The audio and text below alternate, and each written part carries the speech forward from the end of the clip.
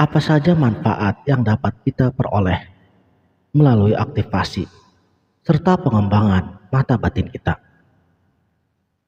Pada umumnya, sebagian besar orang mereka memahami tentang mata batin ini dengan kelebihan-kelebihan tertentu, seperti melihat jin, alam gaib, hantu, dan sesuatu yang sifatnya kasat mata. Padahal jangkauan pemahaman yang seperti itu baru masuk ke dalam dimensi yang paling rendah.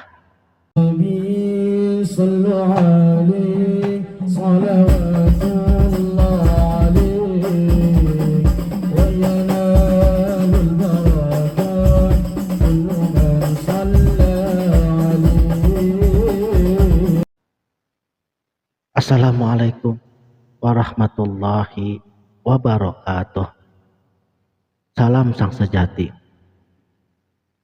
Dalam banyak kasus, ketika seseorang mendengar tentang mata batin, kemungkinan besar yang terlintas di dalam benaknya adalah kemampuan untuk melihat hal-hal yang tidak kasat mata, seperti alam gaib, hantu, atau jin.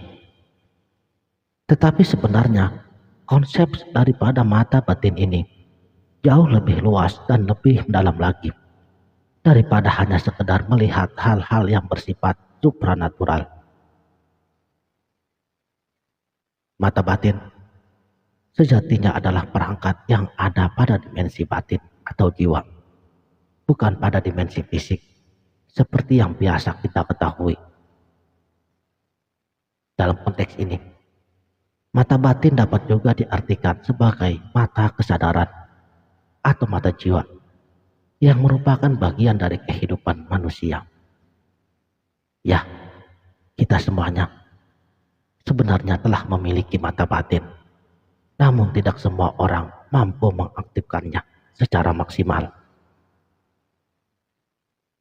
Sebagian orang yang secara sadar mengaktifkan mata batinnya dapat memperoleh banyak manfaat positif,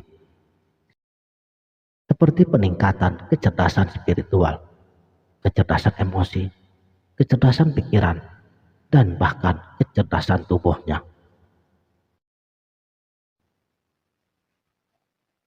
Mata batin meliputi segala bentuk kecerdasan yang terkait dengan jiwa dan juga kesadarannya, serta sensitivitas spiritualnya. Melalui mata batin ini, seseorang dapat melihat segala sesuatu di alam semesta ini dengan cara yang lebih luas dan mendalam. Ia dapat menangkap fenomena pola-pola alam semesta dan kondisi dalam kehidupan di sekitar yang tidak dapat dirasakan oleh indera yang lain. Selain itu, dari aktivasi mata batin, seseorang dapat memperoleh berbagai pesan, informasi, dan pengetahuan yang tidak tertulis di dalam buku-buku. Meskipun mata batin sering dikaitkan dengan hal-hal yang bersifat metafisik,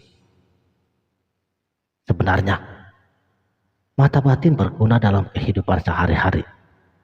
Dengan mengaktifkannya, kita dapat dengan mudah membaca energi dari orang lain dan juga kondisi di sekitar kita, serta memahami perasaan ataupun kondisi orang lain. Aktivasi dan pengembangan mata batin dapat dilakukan melalui berbagai macam cara. Contoh yang paling umum adalah dengan meditasi, tafakur, relaksasi, dan kontemplasi, latihan-latihan yang lain. Semua latihan tersebut dapat membantu melatih kesadaran spiritual dan membuat kita lebih peka atau lebih sensitif terhadap hal-hal yang bersifat spiritualitas. Untuk mengoptimalkan manfaat yang diperoleh dari aktivasi ini, harus berhati-hati agar kita tidak terjebak ke dalam hal-hal yang bersifat metafisik semata. Sebaliknya, kita perlu memahami bahwa mata batin dapat membantu kita untuk memahami diri kita sendiri, mendapatkan wawasan dan pelajaran dari sana mengenai tentang hidup, dan mengembangkan kecerdasan spiritual kita, emosi, pikiran. Dalam prakteknya, aktivasi dan pengembangan diri tidak dapat dipelajari dalam waktu yang singkat. Kita perlu melakukannya dengan tekun dan istiqomah secara perlahan. Penting bagi kita untuk memiliki kesadaran, kerendahan hati pada saat melakukan latihan ini, agar proses aktivasi dan pengembangan dapat berlangsung dengan baik. Semua usaha tersebut nantinya akan membuahkan hasil yang sangat positif dalam kehidupan spiritual kita. Saudaraku, sang sejati, aktivasi mata batin dapat membantu kita untuk meningkatkan kepekaan terhadap intuisi dan insting di dalam diri kita. Dengan mengaktifkan ini, kita akan lebih mudah untuk menangkap pesan-pesan ataupun informasi dari alam semesta yang sebelumnya tidak dapat kita rasakan.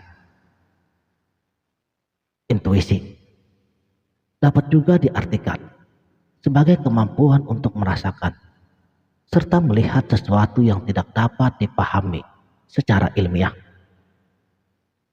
Dalam konteks ini, kita seringkali mencapai titik tertentu atau yang dalam ilmu tasawuf disebut dengan kasyaf. Aktivasi mata batin dapat juga membantu untuk meningkatkan kesadaran diri. Kesadaran diri adalah kemampuan untuk mengenali diri kita sendiri, termasuk dengan kelebihan dan kekurangan, karakteristik, preferensi, dan juga motivasi dalam hidup kita ini. Mengenal diri kita sendiri, kita dapat memahami tujuan kita hidup di dunia ini dan bagaimana kita dapat mencapainya. Dewasa ini, terdapat banyak gejolak ketidakpastian, kesulitan dalam hidup, sehingga seringkali membuat kita merasa putus asa dan bahkan terpuruk.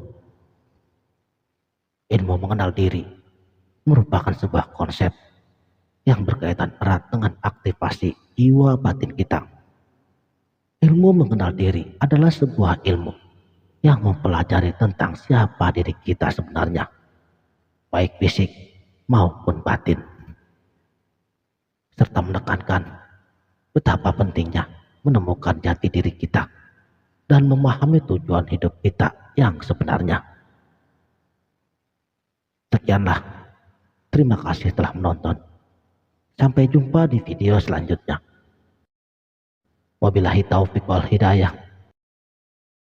Wassalamualaikum warahmatullahi wabarakatuh.